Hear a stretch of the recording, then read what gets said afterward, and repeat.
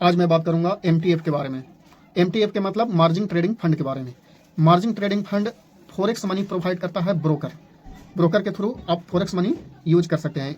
Forex money के मतलब यदि आपके डीमैट अकाउंट में 25,000 रुपया है तो आप 1 लाख रुपया का शेयर आराम से बाई कर सकते हैं।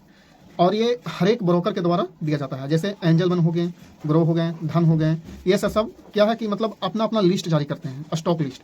जैसे एंजल वन स्टॉक लिस्ट जारी की है तो उसमें जो जो लिस्ट में स्टॉक होंगे उसी का आप शेयर बाई कर सकते हैं। अन्यथा कोई भी स्टॉक के आप नहीं बाय या सेल कर सकते हैं। और ये जो होल्डिंग समय होता है, यदि आप शेयर खरीद लिए तो ये होल्डिंग समय जो होता है वो 1 दिन से लेकर के 1 साल तक के आप उस शेयर को होल्ड कर सकते हैं। जो आपको यदि मान के चलिए कि आपके पास 25,000 रुपया है, आप 1 लाख रुपया का शेयर बाय किए, तो जो 75,000 रुपया जो दिया गया है ब्रोकर के द्वारा, उससे आपको उस पैसा पर आपको इंटरेस्ट चार्ज लिया जाएगा।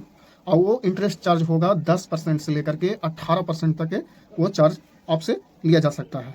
और इसमें हर एक जो ब्रोकर होते हैं वो मतलब हर एक कंपनी का जो होता है वो, जैसे कोई कंपनी लार्ज कैप कंपनी हो गया, मिड कैप कंपनी हो गया, स्मॉल कैप कंपनी हो गया, तो ये हर एक में अलग अलग प्रकार से फंडिंग प्रोवाइड करते हैं। जैसे अगर आप लार्ज कैप कंपनी मतलब चुन रहे हैं उसमें लगाने के लिए, तो उसमें आपको 75% आपको मनी दिया जाएगा, समझे ना, और फॉरेक्स मनी प्रोवाइड किया जाएगा।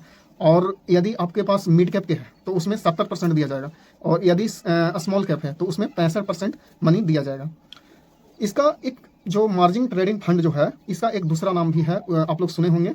इसका दूसरा नाम है बाय नो पे लेटर, समझे ना, यानी कि आप अभी बाय कर सकते हैं, पे बाद में कर सकते हैं। यदि नहीं भी करेंगे तो आपसे इंटरेस्ट तो लेंगे ही लेंगे। और इसका एक क्या बोलते हैं, इसका एक डिमेरिट भी है कि अगर आप शेयर बाय कर लिए और वो नेगेटिव में चल गया तो भी उसमें से 70% अभी 10% से लेकर जिसका जितना इंटरेस्ट रेट रहेगा वो हिसाब से आपसे इंटरेस्ट लेगा ही लेगा, समझे ना। तो इसका उपयोग करने के लिए बहुत सोच समझ के उपयोग कर सकते हैं। जैसे अगर आप खरीदें और वो नेगेटिव में चला गया तो उसमें तो भुगतान करना ही पड़ेगा। तो आप इस प्रकार से बोल सकते हैं कि जो स्टॉक में एकदम श्योर रहेंगे उसी स्टॉक पे आप बाय या सेल कर सकते हैं। कि यदि कोई बढ़ने वाला है स्टॉक तो ही आप उसमें इन्वेस्ट कर सकते हैं, और उसमें तो इंटरेस्ट चार्ज तो आपसे लेगा ही लेगा ब्रोकर, समझे ना। तो ये जो एमटीएफ लाया गया है वो सही है या गलत है वो तो आप लोग ही बता सकते हैं। और बहुत सोच समझ के आप इसमें इन्वेस्ट कर सकते हैं, समझे ना, क्योंकि एक तरह से बढ़िया भी है और एक तरह से इसका दुष्परिणाम भी है, समझे ना। तो हाँ, जब तक इसका एक और चीज़ है कि जब तक आप मतलब होल्ड कर ले रहिएगा तब तक के आपको चार्ज लेते रहेगा। और फिर एक बात और इसमें समझने वाली बात है कि आपको हर एक कंडीशन में आपको 25% जो मनी होता है, 25% आपको मैनेज करके ही चलना पड़ेगा, समझे ना। अगर 25% मैनेज नहीं करिएगा तो ब्रोकर आपको काट करके वहाँ से निकाल देगा और वो अपना पैसा को सुरक्षित कर लेगा, समझे ना। आपका 25% जो लगा हुआ है ना पैसा, वो मैनेज करके चलना पड़ेगा, समझे ना। हाँ, वो सबसे ज़्यादा मैनेज करके चलना पड़ेगा, क्योंकि देखिए, क्योंकि आपका पैसा वहाँ पर ख़त्म हुआ या तो ब्रोकर वहाँ से लाइन काट देगा, समझे ना।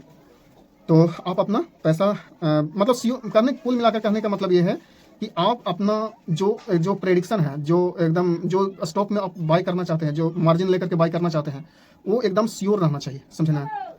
तो ही आप इसमें सक्सेसफुल कर सकते हैं, अन्यथा नहीं कर सकते हैं, समझे ना। तो आज के लिए इतना ही है। अगर एमटीएफ अगर समझ में आया होगा तो आप लोग लाइक करिएगा और शेयर करिएगा। और आज के लिए थैंक्स।